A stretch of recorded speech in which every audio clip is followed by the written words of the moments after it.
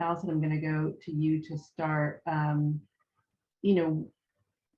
where you, if there are places with younger kids, you are seeing people nurture solidarity, and you know, to what effect, how are they doing it, and what that has meant for them or for those kids, those communities, those programs, if you see examples with younger kids. Mm-hmm. I mean, I think, and I think Anastasia kind of mentioned a group kind of like this, but I think about within Oakland, the Radical Monarchs, you know, kind of a model of bringing kids together and kids of color together to learn about things like solidarity and activism. I think kind of all the way up a little bit older, I also again kind of see within kind of Oakland kids coming together around climate change, really mobilizing folks of color on these large kind of issues. But I also see that, you know, the opportunities with young kids are the opportunities that we kind of think about, like a dance class or, you know, an after school activity. And we often kind of think about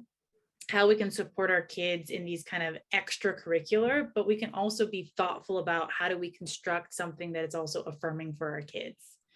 And so I know that the other piece for us to kind of just think about and kind of, you know, preach into the converted here is that the choices that parents of color have to make about where their kids engage in those activities are complicated by things like, I really want my child to be comfortable with their body and learn ballet and do it in a place that doesn't, you know, that actually affirms that they can wear brown tights or that they don't have to have their hair in a bun. So these are just additional places, but the question I hear you asking are there spaces that are affirming and supportive of young children? And I think the answer is yes, and they're most often kind of constructed by parents with a will and with a need. And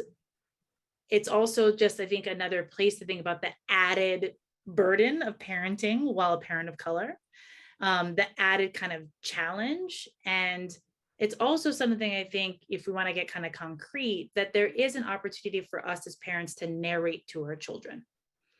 to not be like, I'm so burdened by trying to find you this, but rather it's really important for us as a family that you get a chance to hang out